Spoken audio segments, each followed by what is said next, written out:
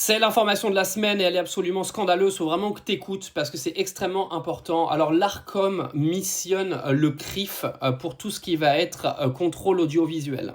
Alors je vais vous lire le tweet derrière, mais c'est extrêmement grave ce qui est en train de se passer. À qui doit-on signaler qu'une décision de l'ARCOM nous paraît inique et partisane? Nous apprenons grâce au Figaro ce matin que l'ARCOM, Autorité de régulation de la communication audiovisuelle et numérique, vient de confier le statut de signaleur de confiance au CRIF, le Conseil supérieur des autorités juives de France.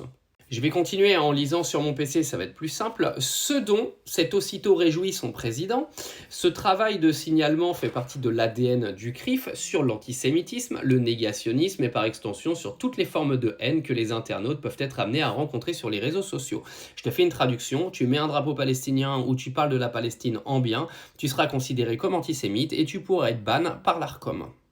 Le règlement de l'ARCOM précise que ces signaleurs sont des organisations reconnues pour leur expertise dans la détection, l'identification et la modification de contenus illicites, bien sûr. Jusqu'à présent, ils étaient 6 et tous centrés sur la protection des mineurs, la lutte contre la piraterie audiovisuelle, la cybercriminalité, la cyberviolence ou les addictions et la défense des consommateurs. En confiant cette mission à une association religieuse et aux prises de position controversées, en particulier alignées sur la protection du gouvernement d'extrême droite génocidaire d'Israël, l'ARCOM franchit une borne et ouvre une sérieuse brèche dans ce qui lui restait d'impartialité. Pour le CRIF, l'antisionisme est un antisémitisme. Ces prises de position, surtout depuis le 7 octobre, ont constamment évolué quant à la définition de l'antisémitisme et du négationnisme. En confiant à ces militants qui criminalisent plus vite qu'ils ne défendent les journalistes qui tentent d'informer sur Gaza, l'ARCOM manque à la plus élémentaire des sagesses. Ceux qui vont maintenant remettre en cause la doxa, qui voudrait que tout Palestinien et par extension tout soutien à la cause palestinienne soit devenu un antisémite, ont du souci à se faire. Question, à qui s'adresser à l'ARCOM si on pense que la CRIF attise la haine en ligne? Alors ça, c'est extrêmement scandaleux.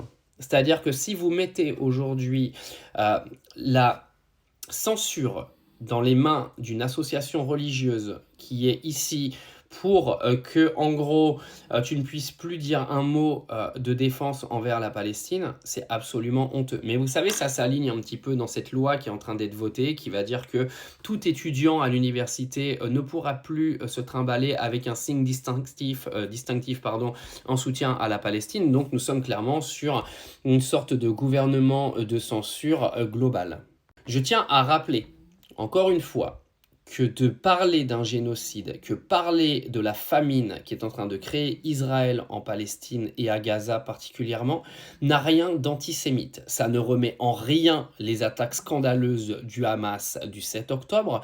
On parle juste aujourd'hui qu'il n'y a pas un bon côté et un autre. Il y a juste des civils qui se font tuer tous les jours. Et c'est ça qu'il faut dénoncer. Et si tu n'as plus le droit de dénoncer ça, je ne sais même pas pourquoi tu restes dans ce pays.